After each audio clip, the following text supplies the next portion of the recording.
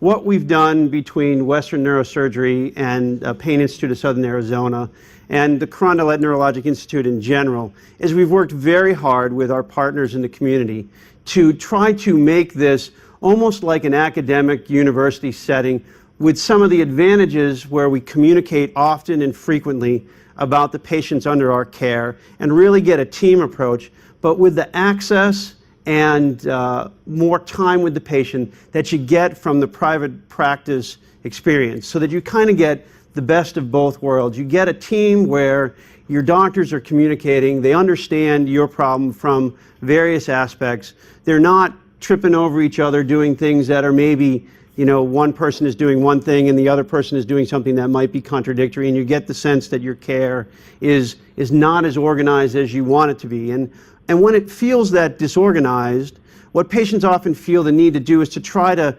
organize some of that themselves. But you know, it's hard when you're trying to communicate medical information as a patient. If you get a couple of the words wrong or it doesn't make sense, the doctor kind of looks at you like, I'm not sure what you're trying to tell me. And what needs to happen at that point is your doctors need to talk. And so when we put this together between Western Neurosurgery and Pain Institute of Southern Arizona, we sort of selected each other. I've known Eric Cornelius for about 12 years. I've known Efren for 2 or 3 years now. And we've all chosen who we're working with, why we're working with them, getting the quality of care that we're really looking for. And again, when you have a back pain problem, yes, sometimes it's straightforward. Sometimes you've ruptured a disc and it's a big disc and you've tried some things and maybe that's something that needs surgery. But more often than not, and speaking from personal experience, it's one of those things where, you know, a lot of people have back pain. You don't want to rush to surgery right away. You want to make sure you've explored all your other options. And even if you've had back surgery before and things are not quite going the way you want to be sure that you have doctors talking to each other and that you're getting all the information from the best sources that you can get it from. So with that, we're going to start talking about some of the interventional pain management strategies for back pain, and in particular, we're going to move into talking about chronic pain.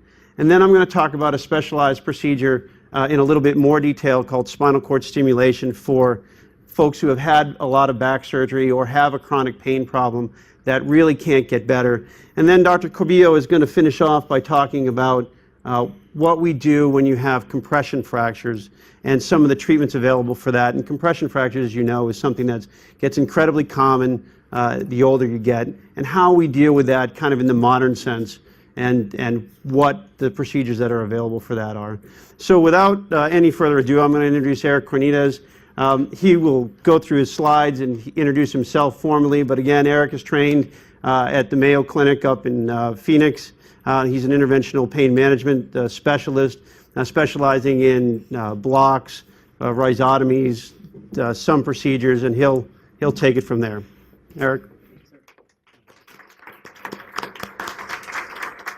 Well, good evening, everybody, and thank you for lending us just a few minutes of your time here to talk about what's really complicated. I mean, you know, first and foremost, I'd like to echo Dr. Cristiano's, sort of comments about that team work. In other words, you know, the overall goal, I think, as a provider, is to, you know, do what you do best, but then find people who do things better than you can, and team up with that doc. And that's sort of the relationship we have with Western Neurosurgery.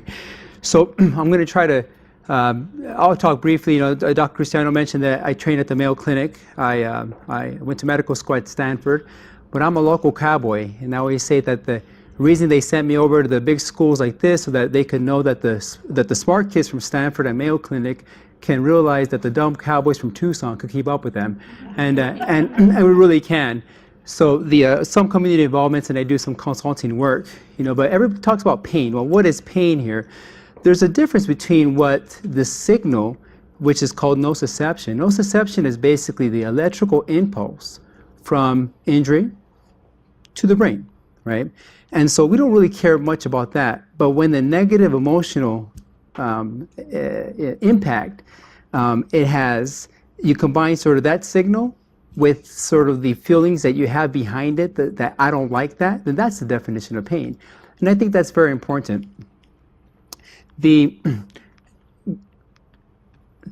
when it comes to having some kind of injury, for example, like this gentleman here, you know, there's so many different areas that that signal crosses. In other words, you have the localized injury that you have here, but it also travels through a lot of different nerves that go into the spinal cord, run up the spinal cord, and into the brain itself here.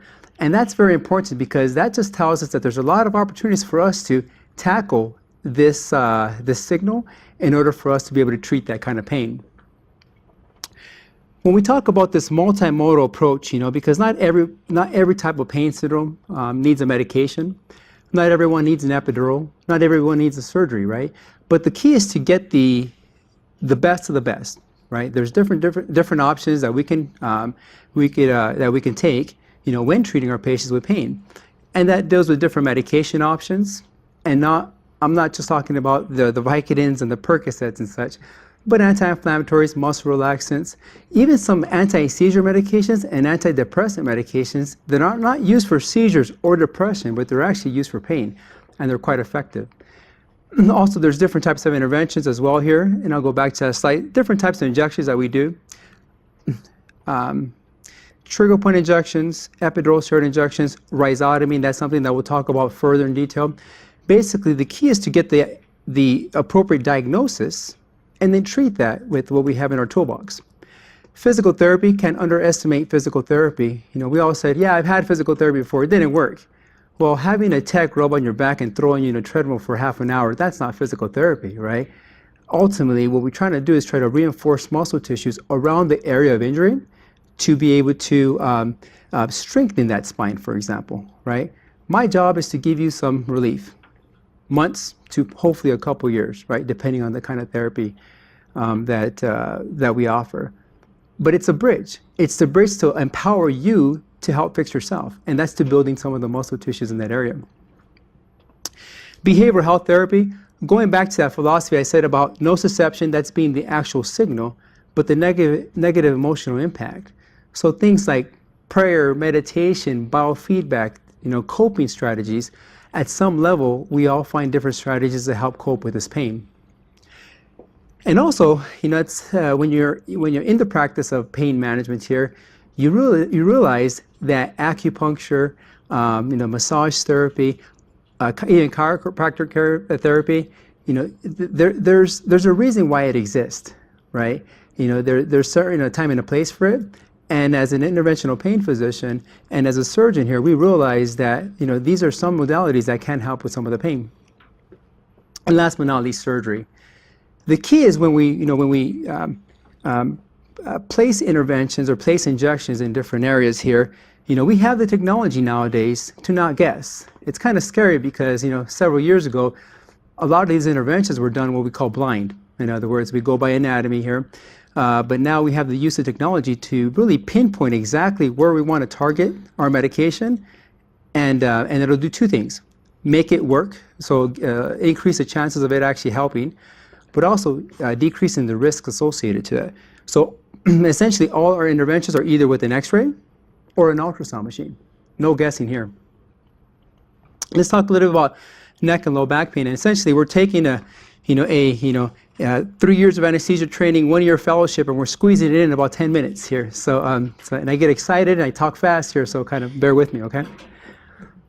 When it comes to the different structures in the back and in the neck here, you know, we have to appreciate all the different structures because these are all areas that can be targeted for our management of pain. In other words, it could be a ligamentous strain, a muscle strain, it could be a disc, it could be a joint, it could be a disc, right?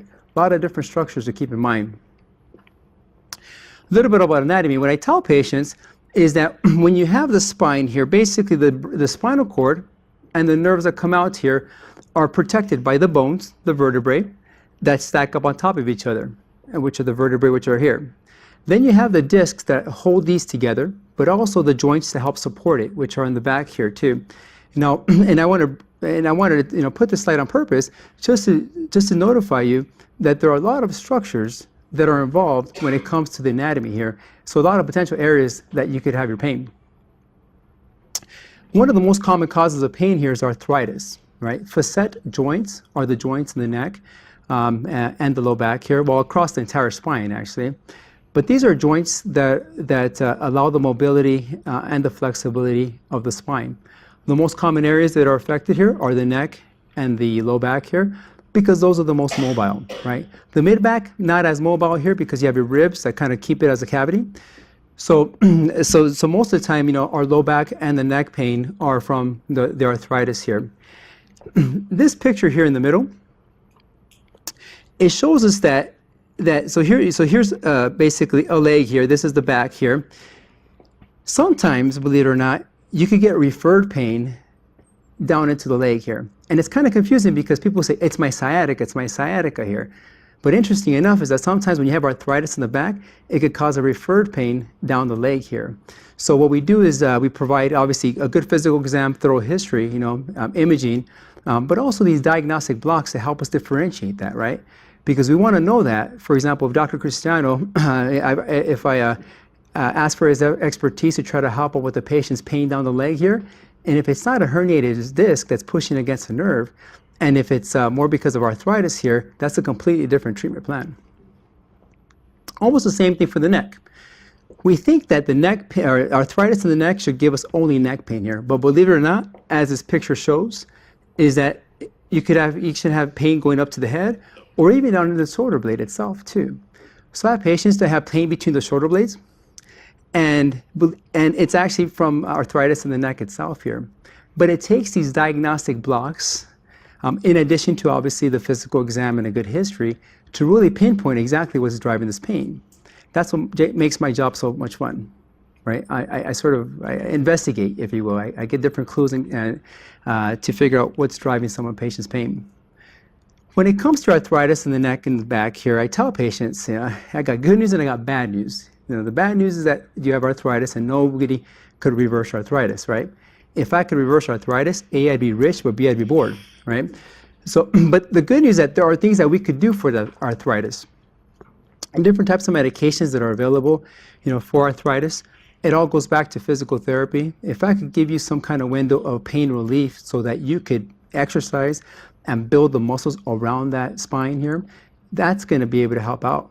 Because you want your body to rely on some strong muscles as opposed to these painful joints. There's also different injection therapies that we do, and we'll talk about that. When I tell patients, when there's arthritis in the neck or the arthritis in the back here, basically we can go to the small little nerves that provide sensation to those painful joints, and we can numb them, right? And if we numb them and the pain goes away, that tells us, hey, that's the arthritis that's driving your pain. So here's a sort of cartoon depiction here, and this is someone's neck here, someone's head here, and the small needle here. It goes to the small little nerve that provides sensation to those joints. So under X-ray guidance, we go in there, we numb them. Here's an X-ray image of the same thing here. Again, the X-ray lets us pinpoint exactly where we want to be, right? Safety, efficacy.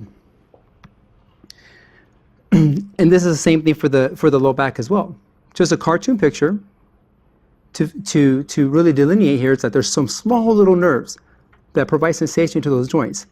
We could do something with those nerves. And these are X-ray images showing the same thing.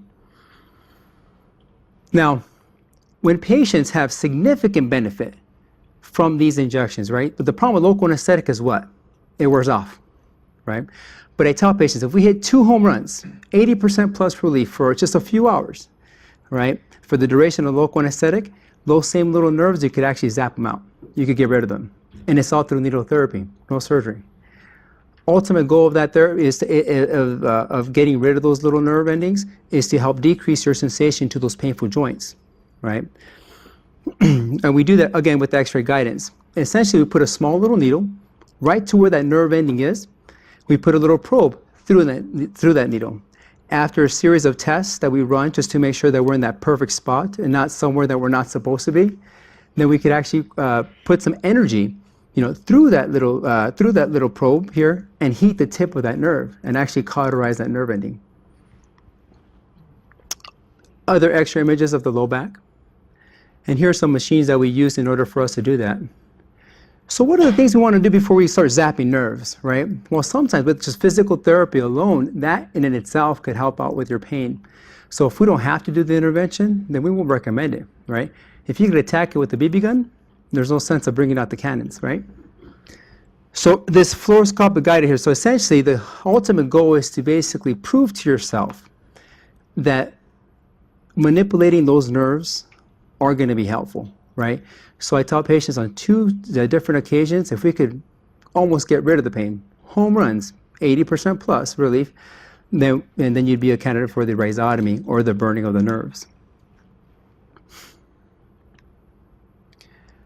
Typically what we get is according to the data, if you look at the data out there, about 70% of patients who had 2 home runs, they meet the goal. So 70% of those patients actually meet the long-term goal.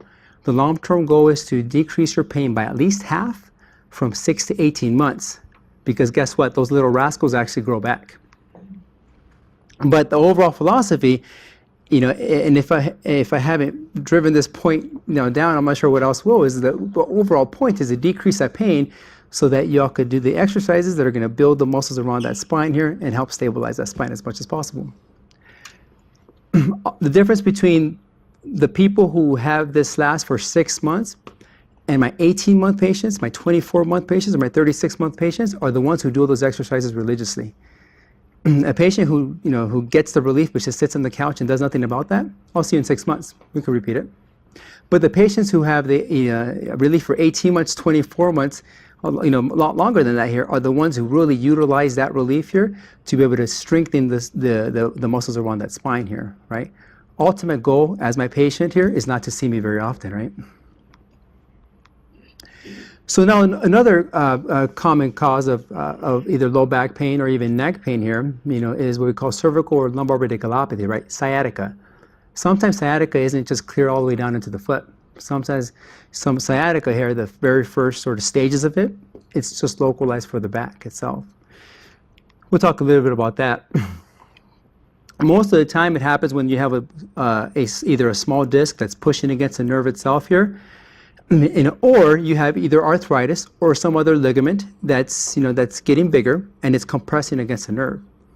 What I tell patients, I think of sciatica as just an irritation of a nerve, right? Something along the spine is pushing against that nerve. A nerve that gets pinched and pushed around is not a happy nerve, right? We wouldn't like it if somebody pushes us for a long period of time, right?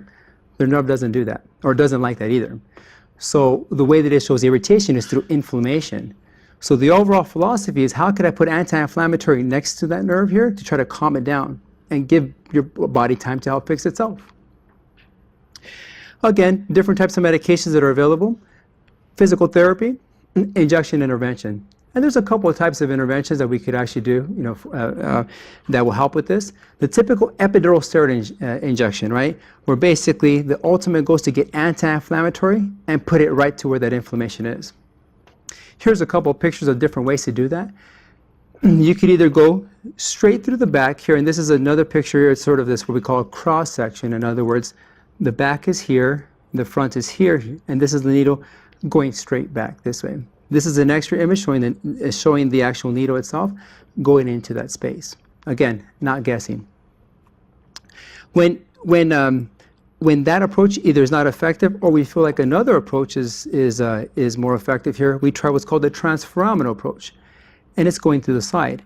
So the first one that I taught you is basically getting into that area and spreading it, almost like a shotgun approach, right? Get into that space here and spread it here. This other approach through the side here, it's really focused against that nerve. And the way that I explain to patients is whether we're going in, you know, in through the window or in through the front door, regardless, we want to get into that living room and clean up that inflammation. And here are a couple of other pictures with, you know, regarding that as well. So if the injections aren't really helping here, then we, you know, contact Dr. Cristiano, you know, to see if surgery is an option here, right? And what happens sometimes, and most of the time, you know, especially Dr. Cristiano, of course, you know, all surgeries go great. But sometimes what happens is that, you know, where a different level, not an area where the surgery was conducted, in either above or below here, that could also get pretty distressed too, right? Not a direct consequence of the surgery itself here, but just by the natural, you know, course when it comes to the degeneration of the spine. So we could also, for the same situation here, is provide these interventions. The only problem is that when there's accumulation of scar tissue in this area, it's a little bit more difficult to get into that spot. But there are options for that. We could go either by this side, kind of like that window approach that I was talking about here, or there's a small opening here by the tailbone where we could actually enter that space and spread a medication where we want it to go. If interventions are really helpful here, and that's something Dr. Cristiano will talk a little bit more about here, is spinal cord stimulation. Well, what is that? Let me all ask you a question, right? And every patient that I recommend this therapy for, I ask them this exact question. What would you do if you hit your finger with a hammer? What's the second thing we do? Shake it. Yeah, shake it. A lot of people shake it, rub it, or kiss it, right? That's our way to fool the brain and the spinal cord to interpret vibration, light touch, or coolness from the spit on the kiss, right? It's called the gate theory. Back in the late 60s here, basically it was sort of not developed, but sort of the theory was developed here, is the brain and the spinal cord interpret the strongest signal. If it's going to be pain, it's going to be pain. If it's going to be another sensation, it's going to be another sensation. So we provide something called neurostimulation. In other words, if I could try to block that signal of pain with another stimulation or another sensation here, then this is a potential option. About 5 years ago, I used to say that we create a buzzing sensation into the low back and legs here, but the technology has gotten so good that we don't even feel that either. We just basically block the signal of pain. A lot of different conditions that this is used for here, and it really takes obviously a skilled, and a specialized, pain management, person to be able to help you through that here. The cool thing about this therapy is that you can take this baby out for a test drive, right? In other words, we do something called the trial, where in the office we put these small little catheters and we place this device here where it typically would be here. For about a week, you do things that normally would cause that pain. If it's the home run, then it's worth pursuing what's called the permanent implant. And the reason I say that is because if my family member required a permanent implant in their body, we better be darn sure it is as effective for them, right? So the answer is not, yes, I want it because it works here. I want it because I want it to work here. It's, yes, it helped me significantly here, so it's worth pursuing the permanent implantation. So here's a picture here of someone's spine here, and these are small needles here in the corner, as you see at the very bottom here, and these little catheters are tunneled into that what we call the epidural space. Again, for us to create some kind of energy here to be able to help block the signal of pain. And with that, I'll just reintroduce, if you will, Dr. Cristiano here. And I should say that not only is he's a phenomenal surgeon, but I also see him as my mentor. I met him 12 years ago when I finished from my fellowship training here, and I've always appreciated not only his good care for patients here, but how much he cares about other providers in the community and helps mentor us. So thank you, Dr. Cristiano.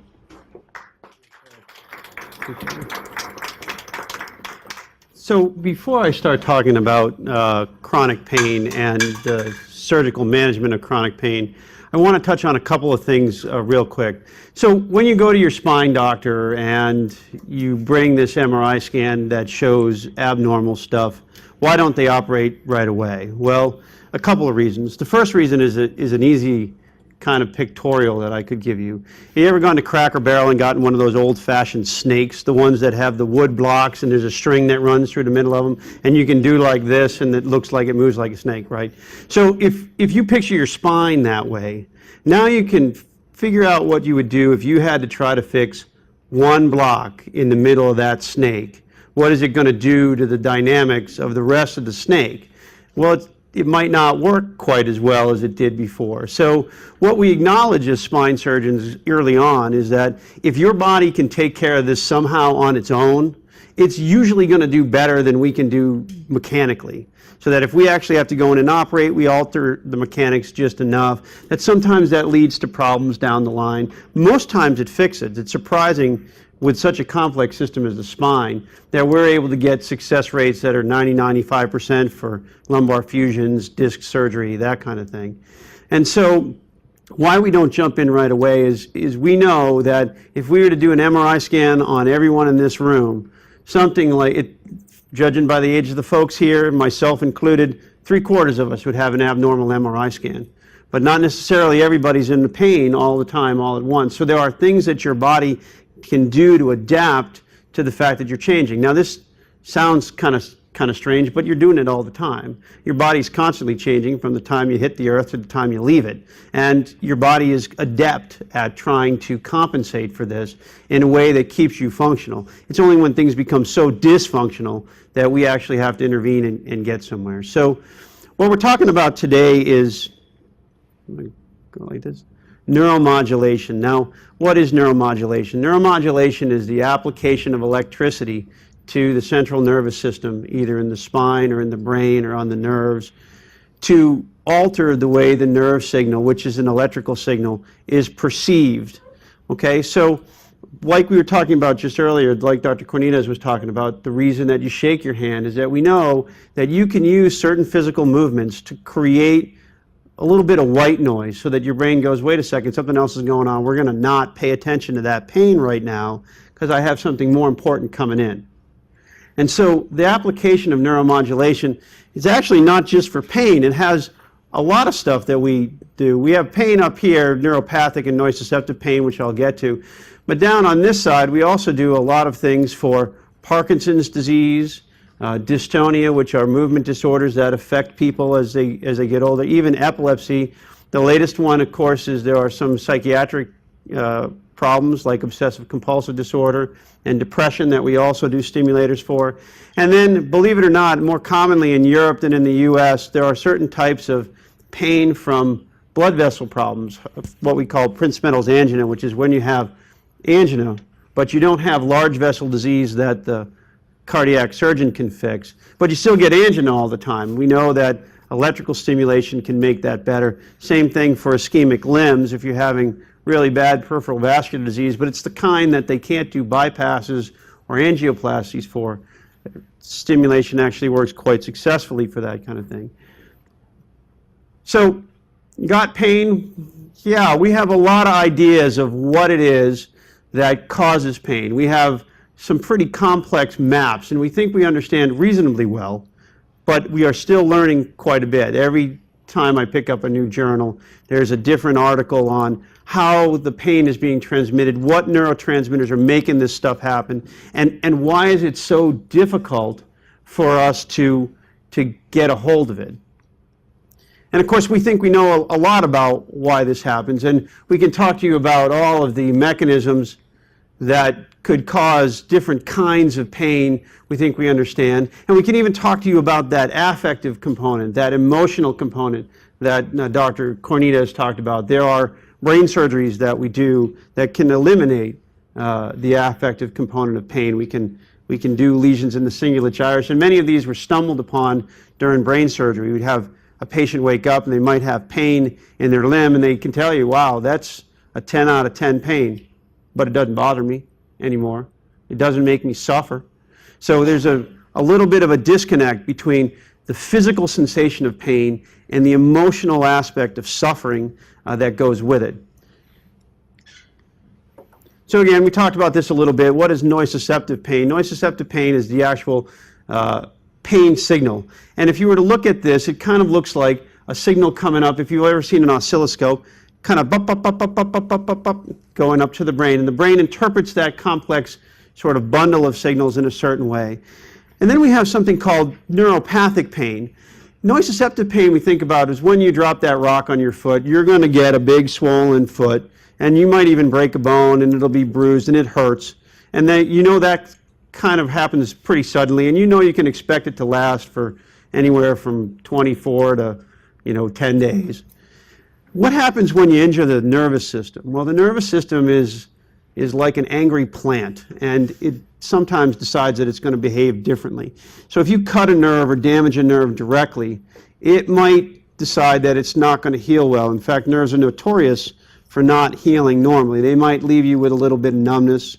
You might have some weakness that takes a while to go away. You might have pain in the short term, and then there are times when that pain doesn't get better. And what happens with those nerves is like a plant, it's trying to heal itself, but if it doesn't make exactly the right connections, because it's an electrical creature, it might give you abnormal electrical signals, and then your brain starts to see these signals and goes, well, what could that be? That must be pain, because it's not heat, it's not cold, it's not fine touch, so the only other thing left is pain, and it misinterprets it. So, what is neuropathic pain? Neuropathic pain is a pain that can seem out of proportion to the amount of physical injury. That is, if the doctor says, you're looking at your foot and you say, wow, that's incredibly painful, he's looking at your foot and go, what's wrong with it? It looks fine to me. Right? When you say, no, it feels like somebody's got a hot poker and they're driving it up my shin bone. That means that the nerves have got involved, and it can become more severe over time. It's often associated with an altered sensation, and the reason that is because the nerve has gotten involved. And when nerves get involved, we know that they can do things like numbness and tingling and burning. All you got to do is go home tonight, lean your hand out the window and whack that funny bone on the windowsill, and you'll get to know what that nerve can do. It hurts, it burns, then it starts to burn some more, and then it finally goes away. People will often come in and say, Doc, I know this sounds kind of crazy, but I feel like my pain is encompassing a larger body area over time, meaning it's growing. It used to just involve my foot, and now it involves my whole shin, and sometimes that's not unrealistic. So when the nervous system is in the process of changing and trying to heal, and when it's being bombarded by electrical signals, this is like a little tiny supercomputer in your body, and it learns. And as it learns, it changes. And it can change in a way that's not beneficial for you, saying, okay, all this signal has to be coming from more than one spot. And as that signal gets stronger and stronger, it recruits more and more nerves to be involved, and so the sensation that it's growing over time. It can also start to affect your skin appearance, your circulation, and other things. So when do we do pain surgery? What is pain surgery all about? Well, the most often reason I do pain surgery is for failed back syndrome. There's a lot of back surgery that happens in the U.S. Back pain, sciatica, herniated discs, lumbar fusions are incredibly common. It's estimated that 80–85% of us will suffer from that at some point in our life. Most of the times it'll go away and be a distant memory. Oftentimes it'll come back, right? So you might suffer from it for a year in your 30s, and then it'll come back in your late 50s, and then it'll be a real pain in the butt in your late 70s. And oftentimes that means that sometimes you have to do surgery for it, and people don't get better from some surgery. We do, again, pretty well, 90–95%, but that means that 5 or 10% of people are not getting better, and they accumulate over time, right? So we might have to do something to try to make them better. Pain surgery basically falls into two categories. One is what we call ablative. And ablative is a fancy way to say we burn something, cut something, or alter it in some way, and that's what some of these are. A neurectomy is cutting a nerve. Some of these surgeries are things that we do to basically burn a little hole or cause a little bit of damage in the nervous system to try to get those nerves that are misbehaving to go away. And the nervous system, as you probably know, doesn't regenerate very well, and so once you do it, you tend to get longer lasting effects. The problem is if you live long enough, your nervous system will often figure out a way to kind of come back, sometimes with a vengeance. So we try to stay away from destroying parts of the nervous system, and that's where the idea of neuromodulation came in. What if, instead of destroying those nerves, we tried to give them a little electricity to convince them to behave better, or at least to settle down? And that's what neuromodulation does. These are the different targets for neuromodulatory procedures. What they do, all of them have in common, is they lay an electrode over a nerve or in a spinal cord or brain structure, and they emit electricity, and we emit electricity at a certain frequency, and oftentimes, like in spinal cord stimulation, you will feel it as though somebody has a big tuning fork on your ankle. It'll make your feet or legs buzz or tingle, and when we use that sensation to help suppress the pain response. Now, we've gotten smarter over time. We've learned that we can turn up the frequency and deliver it in little bundles so that you don't necessarily have to feel those paresthesias. You don't have to feel that weird sensation down your leg, but we can still deliver enough energy to the nerve cells in order to get them to behave better. Like Dr. Quintinez was talking about, the dorsal column stimulators first came out right after the gait control theory in the 1960s. So people often think of this as a high-tech new thingy. It's not all that high-tech new thingy. It's been around since before I was born. It's just gotten more and more refined. You know, just like in the old days, your cell phone was this big thing that was the size of a loaf of bread. That's how big spinal cord stimulators, when I first started, were almost the size of a piece of bread. Now they're probably like the size of a small cookie, not even enough to fill you up. How did it come about? Well, this is a little cartoon. This fella here has got his little electric eel on the edge of his bathtub. We've known for a long time that if you apply electricity to the body in any way, you can get a lot of interesting results, one of which is a temporary interruption of nerve signals. Why do we do it? The first and most prominent reason why we do it is it's non-destructive. That is, we don't want to damage anything. Suppose 20 years from now, somebody comes out with a magic pain pill that causes all the nerves to regenerate and it goes away. Well, if you start doing destructive procedures, they're irreversible and you can't take that pill. It's not going to help you. But if we've just had a stimulator in there, you could possibly have some of the newer treatments. It's testable. We can put in a temporary system and let you try it. That's what the trial period is about that I'll get to in a minute. It's reversible. Once I take it out, it goes away. I haven't really changed your body in any significant way. And so this is part of the reason why we prefer neuromodulation for destructive. Again, what is its advantages? We just talked about that. What are the disadvantages? Well, like any piece of electrical equipment, like your cell phone, there's a little bit of a learning curve on how to use it. Most folks these days have no trouble with that. We have a lot of support staff that goes through how to use it. It requires follow-up. In other words, this is something that you don't like to visit the neurosurgeons very often because we have the sign on the door that says surgery.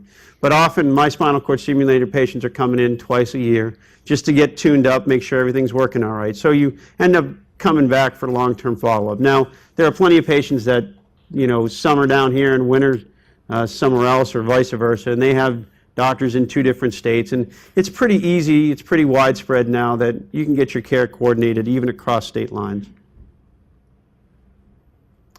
So how do we do this? Now, I'm going to talk very briefly about who's a good patient for it. Most of the time, we want to have a comprehensive pain evaluation, and that includes the multimodal approach that Dr. Quintinez was talking about. It is important that people get, you know, fresh x-rays, fresh CT scans, make sure that there's nothing that's gone wrong with previous surgeries. Often folks have had multiple surgeries. There's nothing that we can necessarily structurally wrong with what's going on, or more importantly, we can identify what we think the pain is coming from. If we think it's coming from scar tissue, then neuromodulation provides a good option. If we think that all the other conservative therapies have failed, or that perhaps folks' health has gotten too advanced that, you know, doing rods and screws up and down the spine is not a great idea, that the kind of pain we're talking about is one that we know neurostimulation can work for. And again, this is important. People often freak out when I tell them you need to have a neuropsychological evaluation. They say, "Doctor, I'm not crazy. My leg hurts." And then I tell them, "Well, we're checking for depression." And they say, "Well, if I made your leg hurt for 2 years, you might be a little depressed about that." And that's true. But what we're talking about is that when you have untreated severe depression, not just the kind of depression that we call situational depression. You know, if your dog dies or somebody you love dies, then you get depressed for a certain period of time. When you're in pain, you get depressed. But most people can, you know, through some of the strategies that Dr. Quintinez talked about, begin to rally and get their heads around this new normal. We're talking about things like schizophrenia, major depression, personality disorders, things that are going to lend you to having a bad outcome.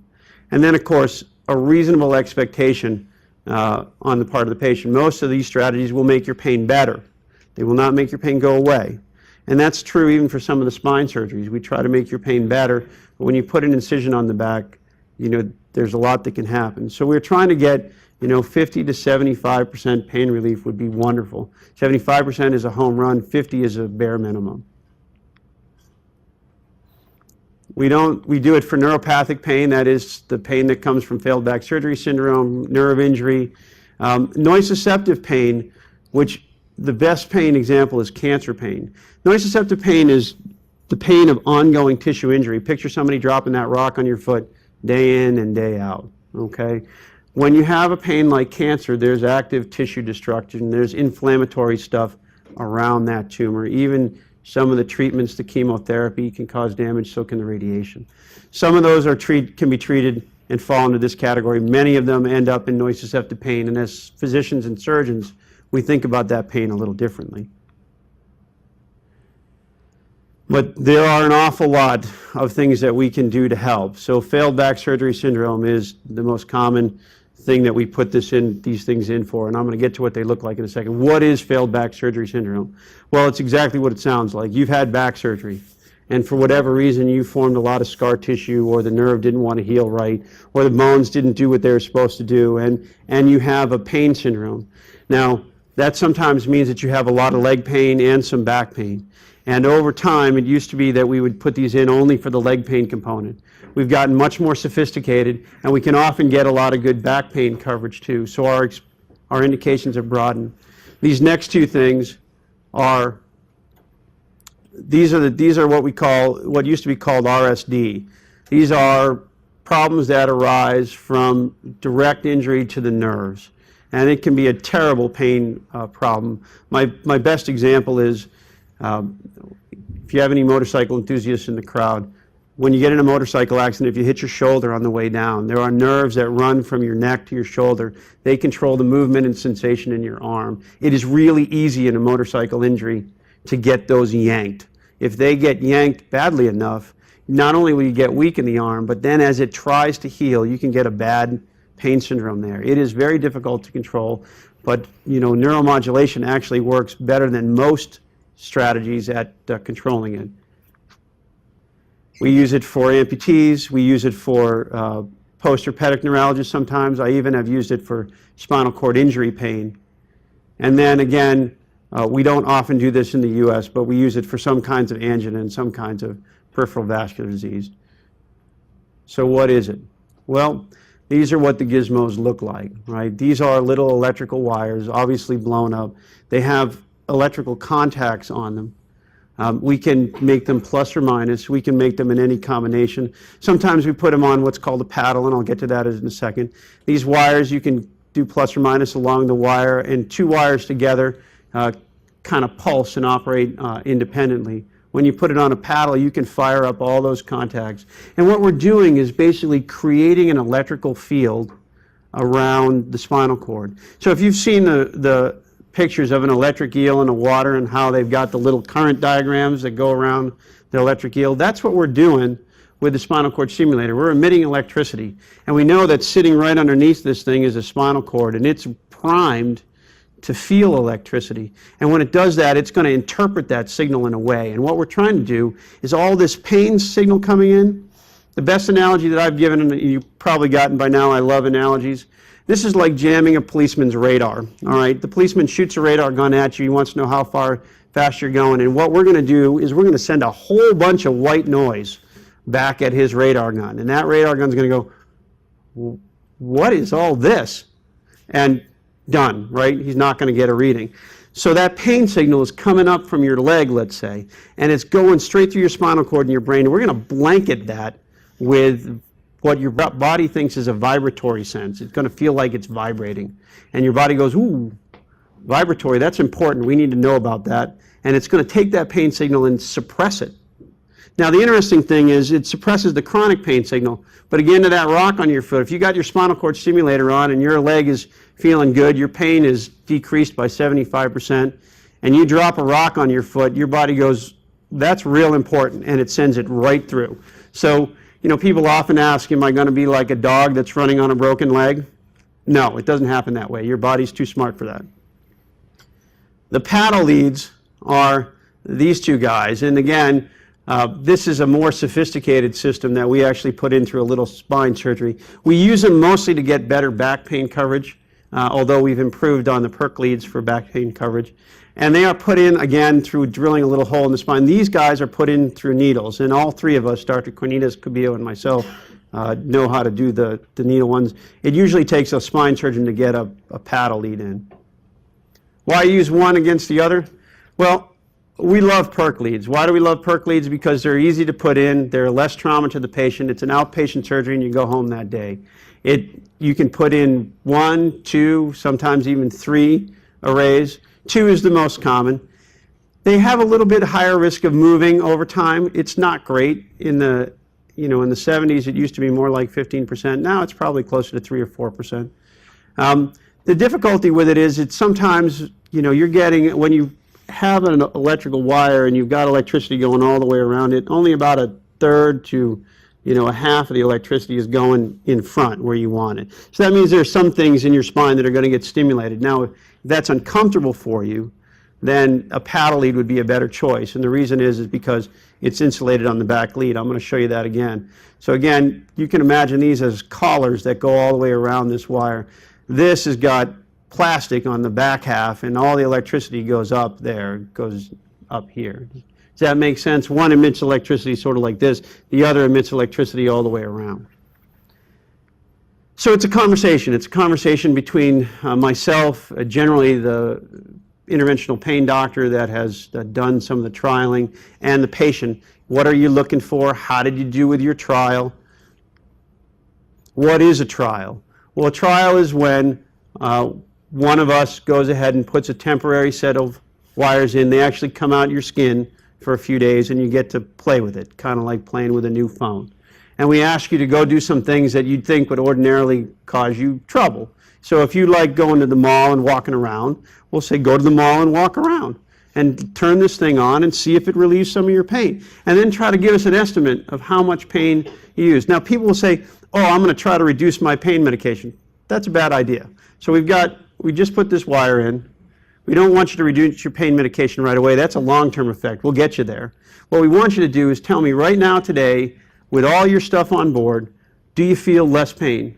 Now, if you're brave enough and you really think, well, I'm going to try to reduce that pain medication, see how I do, what you'll notice is that the spinal cord stimulator will take up some of that pain. It may not take up all of it, because coming down on pain medication too quickly can be a problem in and of itself.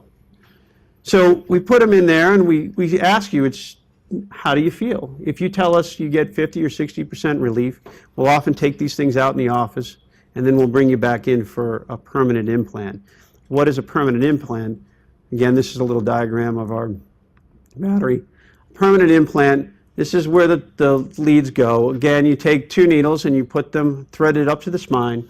People often say, well, why is my incision here if this is where I hurt? Well, your spinal cord actually doesn't begin until just about level with that last rib.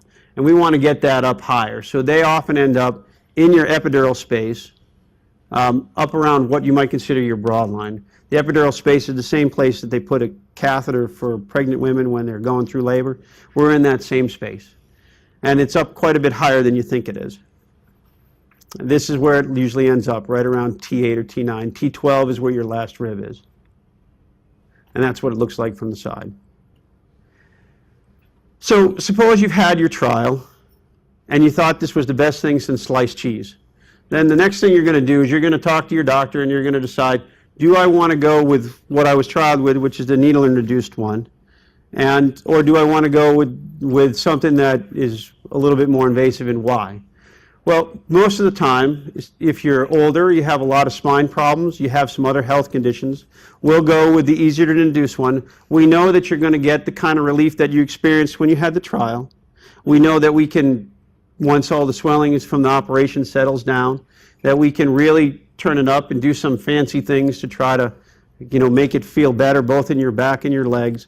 So most of the time we will choose the needle-introduced one. When we choose the paddle lead, sometimes it has to do with a lot of scar tissue in the lumbar spine. Sometimes it has to do with a specific need to get back pain higher up than the waist. If you've had a lot of lumbar work that's higher up in your spine, we'll sometimes go to the paddle. Sometimes, if it's a particularly young person who intends to either work or be very physically active, these paddles, once they scar in, they are very hard to move. It would take, quite a spill. I've had people horseback ride and ski with these things in, and they don't move. A percutaneous lead may not be that robust. It may not respond as well to a spill off a horse. And so, we'll talk about which are the advantages of each. To do it, we have to get this paddle lead in. We actually have to cut down on your spine, do a little surgery, drill a little window in the bone, and slide the thing up there. This is what it looks like when you've done it. You can see that this person has screws that go all the way up to T8. And you can imagine that trying to get a wire to tunnel underneath the spine by all that hardware might not be very easy. So I went in and I put it in by hand. This is a lot of information, and we are going to take time for questions. I know we're running a little bit over, and I want to give Dr. Cubillo a chance to talk. The three of us will get up here and we'll answer questions, particularly if you have them about yourselves. Efren is going to talk about vertebroplasty, kyphoplasty. Take a little kind of different approach with, rather than getting away from the electrical field to more mechanical compression fracture. So I'll skip through the boring stuff here. U of A. I went to Mayo Clinic in Phoenix and Scottsdale, and then I went to Harvard for an interventional pain fellowship. So back here in Tucson.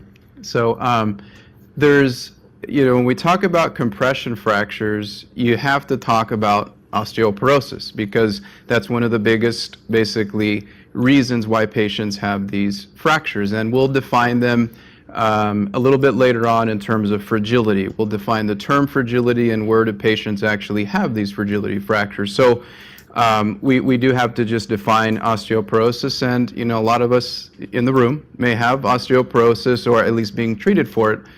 So let's define it. So it's a prevalent disease. It's basically characterized by significant reduced bone mass. So I always get the question of, well, osteoarthritis, osteopenia, osteoporosis, which osteo is it? So basically the porosis is more bone density, the actual mineralization of the bone itself. In addition to the osteoarthritis is more itis, so inflammatory process. So that's basically a quick blurb on that. So what happens is that with this reduced bone mass, you can actually increase your risk of fractures, and not just vertebral compression fractures, other areas. So the reason why I put this picture up here is because this slide here on the left basically shows sort of the composition of how bone is internally. On a normal bone, it's sort of a lot of these networks, we call them sort of trabeculae networks. And that's normal on the left, but on the right side is osteoporotic bone. Basically, you can see a lot more porous areas here, and you can imagine you don't have to have as much force to basically compress this versus this one here. So I'll give a little clinical presentation later on that the force that you have to apply to a fracture could be as much as lifting a printer or just lifting a luggage in the back of your car. So how prevalent is it worldwide? 9 million fractures basically from osteoporosis. And this is important, is that bone density, as we know, decreases with age, and elderly women, of course postmenopausal women, lose half of their axial bone mass, their central bone mass, basically by the time they reach their 80s. So significant increased risk of fractures from osteoporosis.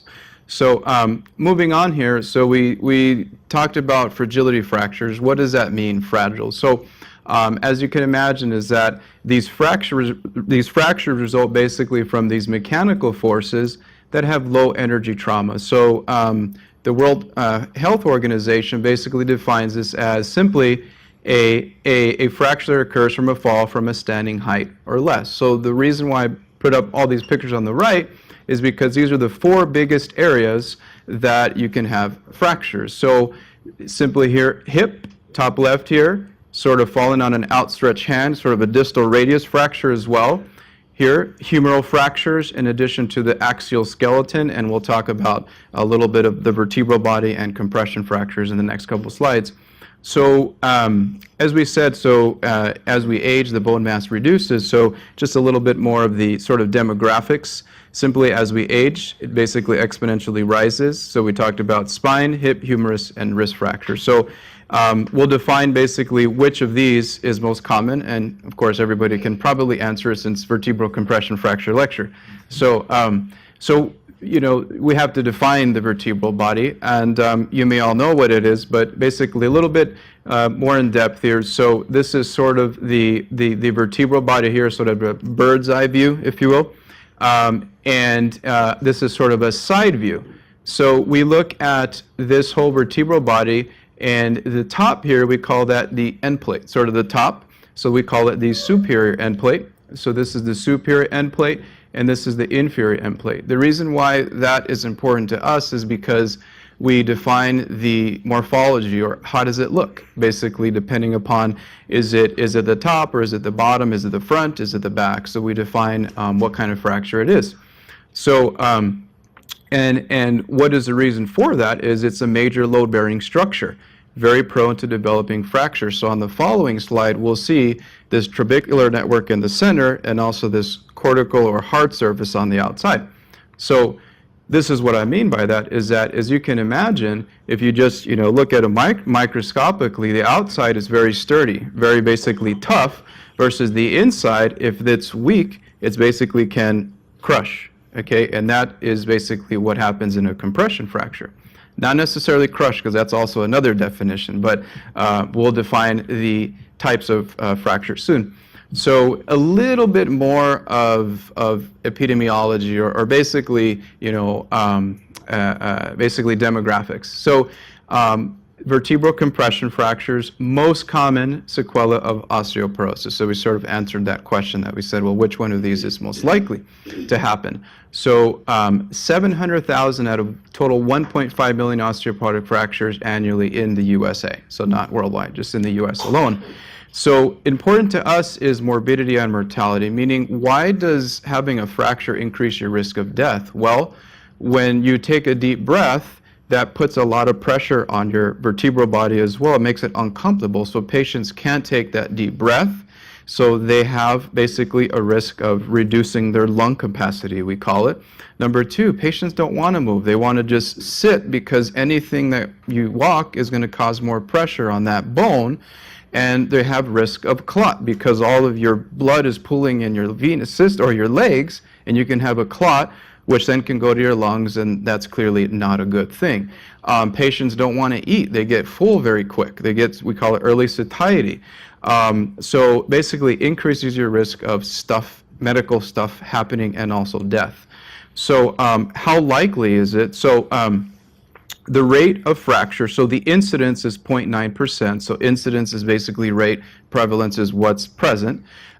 So it's about 5 to 10% among middle-aged women in their 50s or 60s. But as we start increasing in age, the rate is 1.7%. It's over greater than 30% likely among those 80 years and older. So that's quite a big chunk of percent. So this is the most important. This is one of the most important things. Also, everything's important in this lecture. So, the thing is when a patient comes to me and they have a compression fracture, I say, well, are you on the right preventative medications? When was your last bone density scan? And then we talk about the likelihood of the patient having a repeat compression fracture, because the likelihood of having a second fracture is very high. So simply, it's 5 times greater if you had a prior fracture, and 20% osteoporotic postmenopausal women who have an initial fracture develop a subsequent fracture in just 1 year. So that's quite a bit. So moving on, this is sort of just to complete sort of the fracture portion, is that there's a lot of different types of fractures, and I won't bore you with this, but basically this is a normal vertebral body here, okay?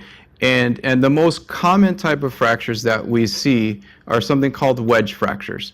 So about 50%, so this is simply called a sort of a wedge deformity, and we call it the anterior segment, or the front part is basically the problem. And then it goes on to biconcave. So remember we talked about the top and the bottom, the superior and inferior end plates.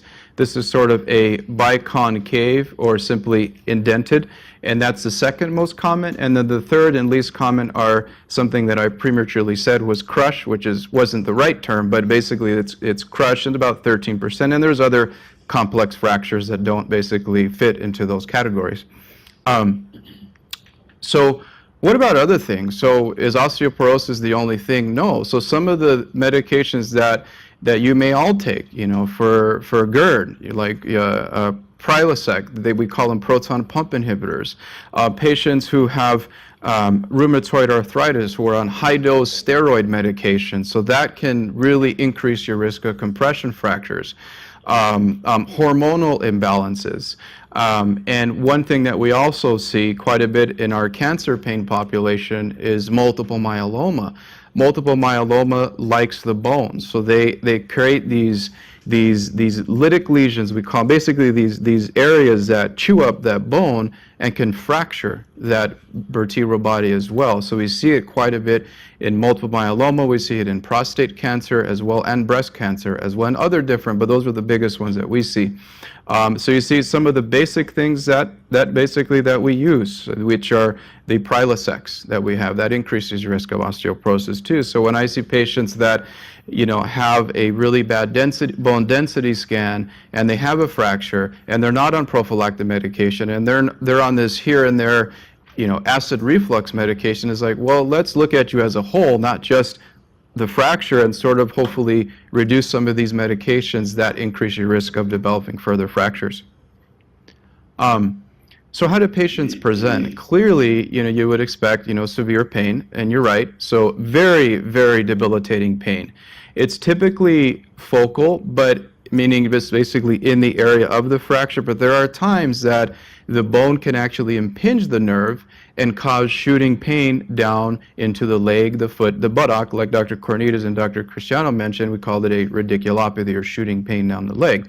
So, and a lot of times it can be confused with something involving in the heart. Sometimes patients feel like they're having a heart attack. Sometimes patients feel that they have a pneumonia or some issue with their lung, because when they cough, it really hurts. Just a little bit further on that, as we said, sort of the cushions here, the vertebral body support 80% of the weight. So typically, when is pain worse? So when you're putting pressure on that vertebral body. So that is when you're sitting up, standing, walking, and it typically improves when lying down. So the severe pain patients that come in after these fractures, some of those patients come in a wheelchair, and even still, it's just moaning and groaning, and they just want to be laying down, and clearly the bed is there for you. So, and once again, we talked about morbidity and mortality, so it severely limits your quality of life and ability to perform basically what your activities of daily living are. So, diagnosis, what do we do? How do patients get diagnosed with these? A lot of times we see patients who have a simple, cost-effective image, an X-ray. So you see here on the top right, this is simply a compression fracture of L1. So 5, 4, 3, 2, 1. So it appears that there's an end plate depression on the top and also on the bottom. So this is the simplest and cheapest thing, but that doesn't tell us much. That doesn't tell me the age of the fracture, because that's important when we talk about treating these. It doesn't tell me, is the bone compressing nerves? How much room does the cord have to breathe? So then we say, well, we get an MRI, a little bit more invasive imaging, but the MRI tells me at least, is it acute, meaning does it recently happen, is it subacute, is it sort of in the healing process, or is it old, is it chronic, is there scar tissue, is it sclerotic, we call it. Because when it's old, there's not much to do about it with respect to interventional pain, meaning you don't want to put invasive things in something that's old, because we'll talk about some interventions that we do, it ain't going to help you for your pain. Okay, so then now we got the diagnosis, and now we're starting the treatment regimen, but then now do we stop there? No, we continue a step further and say, well, why did you have this fracture? Is it osteoporotic? Have you had any weight loss recently? Significant weight loss, unintentional weight loss? How is your bone scan? Are you on any preventative measures? So we don't just stop at the diagnosis. You clearly have to go one step forward. So the other question we get is, well, when should I get this bone scan? We call it this DEXA scan, DEXA scan. So females over 65 and older men aged over 70. The younger postmenopausal women and men 50 to 69 with higher risk factors. Maybe those patients who had chronic steroid use, even our asthmatics who have to take prednisone for quite some time. And also adults who've had fractures that fracture 50 years or older, or also a medical condition, such we talked about some of these hormonal abnormalities, hyperthyroidism, and things of that sort. So the DEXA scan gives us a specific number. They gives us a lot of numbers, but the one important one, we call it a T-score. So I hope I don't confuse you with this, but a T-score basically compares your bone density to basically a young, healthy 30-year-old male or female. So then they give you a T-score. So then we look at how does it deviate much from the 30-year-old patient, a 30-year-old patient, and then we say, well, you know, we give you a category of normal, osteopenia, sort of in the middle range, or the osteoporosis, which technically that's more negative than negative 2.5. So the numbers, you know, it basically just define what category we're in. So then we talk about treatment. So what do? So the simplest thing, being simple, is we use medications initially, pain control. So muscle relaxers, there can be a lot of tension around the compression fracture itself. Anti-inflammatory medications, of course, appropriately used narcotics, and that's for acute pain. And neuropathic agents, lidocaine patches, we even use TENS units as well. And also, this is very important, preventative medicine as well can even reduce some of the pain as well, especially these called bisphosphonates, physical therapy, and we use bracing. So when we try all these measures and you don't get any benefit, you know, what are other options that we can use? So that is a big fancy word, you know, for vertebral augmentation, kyphoplasty. All it is we basically create a little void within that fracture and put cement in there to reduce some of that pain. The procedure isn't to, you know, make you nice and tall again. That's not the purpose. Okay, the purpose is basically to reduce your pain. Okay, that's the purpose. And putting cement in there, there's a lot of evidence now that for the appropriately chosen patient, patients do fantastic. But you have to choose the right patient. We'll talk about that patient selection here shortly. So, eligible patients. So, anytime a patient comes in and there's MRI evidence of it, the first thing that we do is clearly, of course, get a history and try these conservative measures. But we utilize our X-ray machines and place the patient on the table. We call it prone.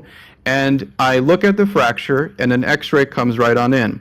If the patient is not tender to that area that the fracture is there, they're not a candidate because they may have pain lower. That's a whole different thing. Patients with fractures still can have the normal things. So facet arthritis, Dr. Cornitas had neuropathic pain, other things. So, and muscle tension as well. So they are not a candidate if you don't have concordant pain or pain with the X-ray showing that you have pain on that side.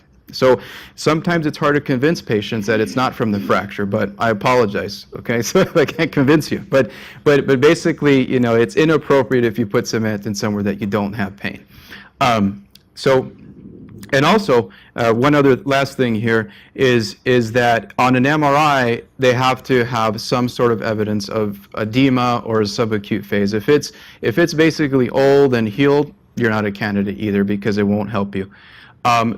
This here is a lot of prevention, and some folks in this room may be on something called bisphosphonates. There's a lot of different drugs out there. There's a lot of different dosage schedule. There's once, you know, every 2 years. There's once every week. There's once every 2 weeks. But it depends on how your primary care physician, your endocrinologist, your rheumatologist basically devise that plan. There's other fancy names. And one question I get is calcium and vitamin D. Is that enough? It's not enough. It's insufficient to simply alone reduce the fracture risk. There's a lot of different recommendations, calcium and vitamin D, 1,000 to 1,200 milligrams or 400 to 800 units daily, but there's not a lot of evidence for really significantly reducing the risk of fracture.